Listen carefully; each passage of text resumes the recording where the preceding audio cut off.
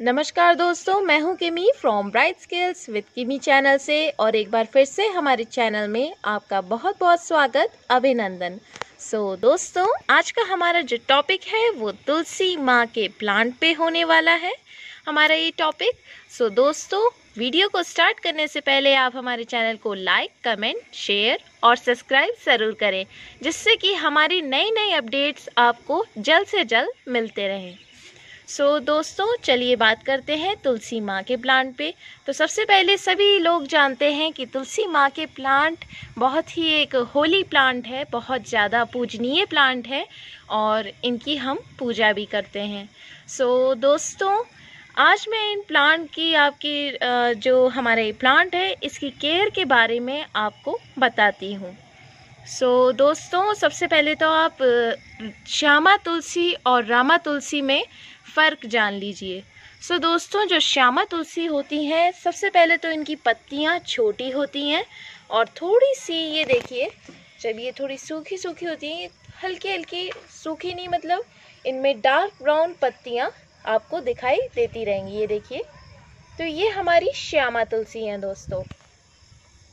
अब मैं आपको रामा तुलसी दिखाती हूँ। रामा तुलसी भी हमारे पास है, हमने रामा तुलसी भी लगाई हुई है। तो चलिए देखते हैं रामा तुलसी कैसी होती हैं। दोस्तों, देखिए, ये होती है रामा तुलसी।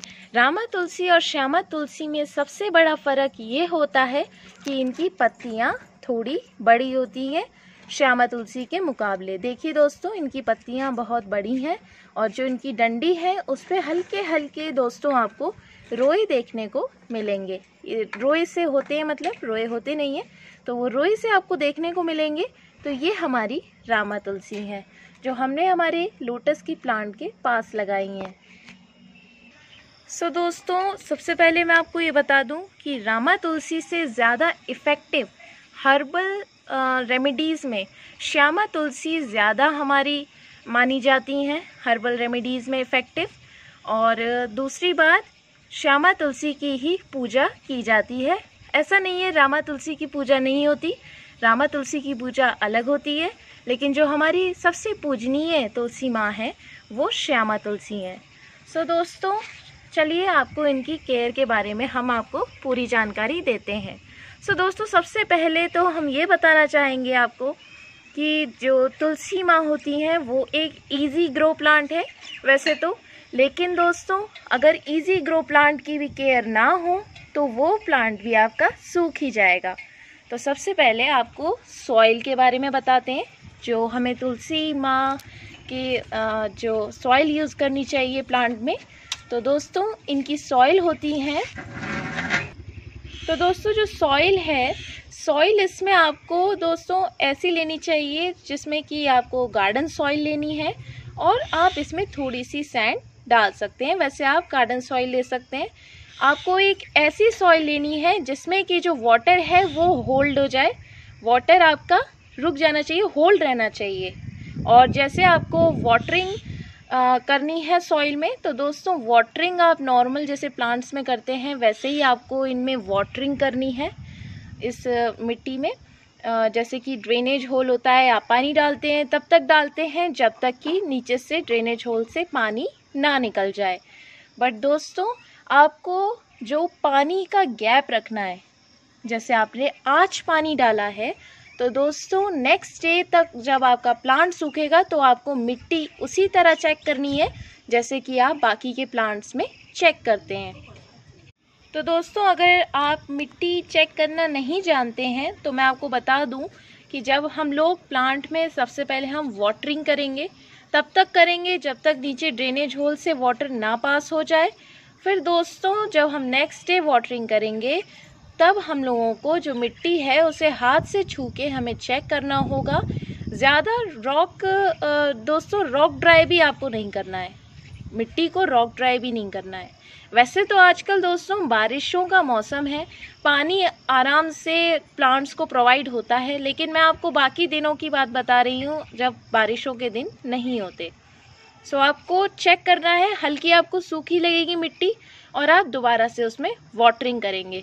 ऐसा दोस्तों मैं इसलिए कह रही हूँ क्योंकि अगर आपके प्लांट में हमेशा पानी बना रहेगा तो आपकी जो जड़ें हैं वो दोस्तों गलने लगेंगी, जो जड़ें हैं वो गलने लगेंगी, उसे सूखने का समय नहीं मिलेगा।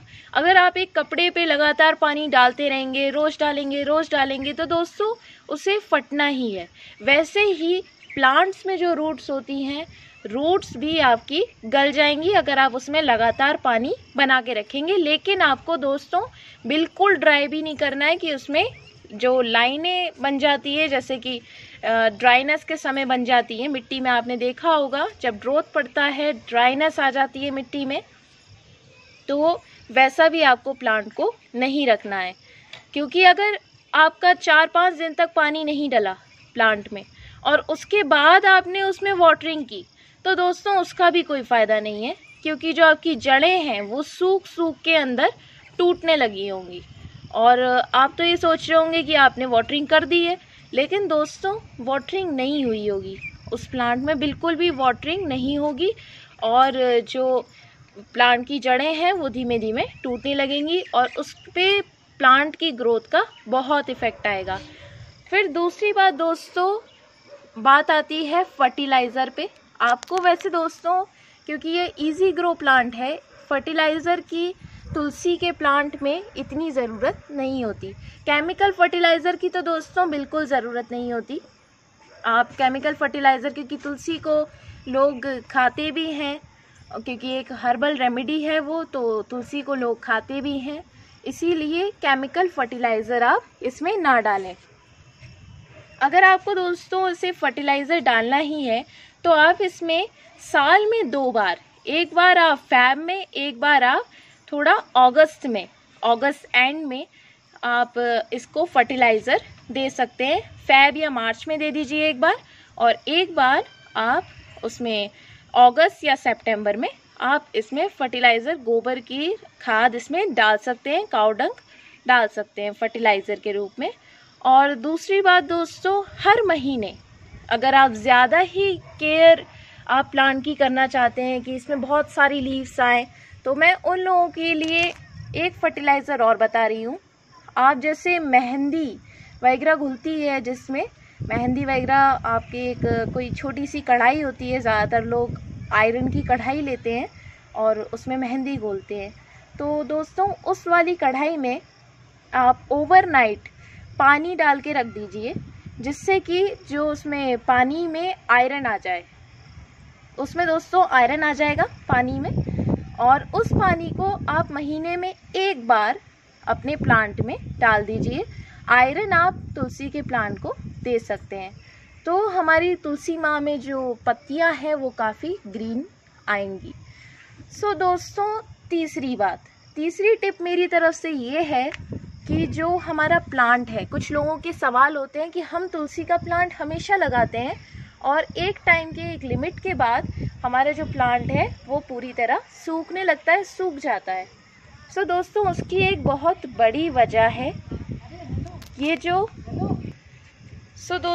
जो इसमें आप देख सकते हैं सीड्स होते हैं दोस्तों। जब एक प्लांट की साइकिल होती है, उसमें फ्लावरिंग होती है, फ्लावरिंग के बाद सीड्स होते हैं। हमारी तुलसी माँ में तो डायरेक्ट सीड्स आते हैं ऊपर की तरफ, फ्लावर्स भी आते हैं पर्पल कलर के।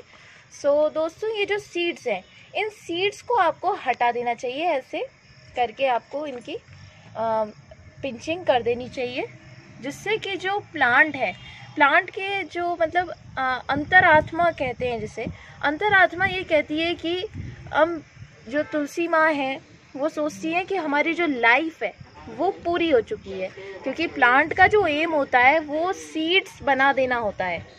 सीड्स बनाने के बाद वो सोचता है कि मेरी उम्र पूरी हो चुकी है, इसीलिए जो हमारी तुलसी माँ है वो सूख जाती है। लेकिन दोस्तों अगर आप अपने प्लांट के ऊपर जो सीड्स है उनकी पिंचिंग कर देंगे तो आपकी तुलसी माँ कभी नहीं सूखेंगी और हमेशा ऐसे ही ग्रीन रहेंगी। सो दोस्तों आज की हमारी जो इन्फॉर्मेशन है वो यहीं पर समाप्त होती है, यहीं ख़त्म होती है। लेकिन आगे आने वाले अपडेट्स के लिए आप हमारे चैनल को सब्सक्राइब कीजिए और दोस्तों सभी तुलसी माँ लगाएं अपने घर में और सभी इनका पूजन करें। सो थैंक यू दोस्तों, टेक केयर, बाय बाय।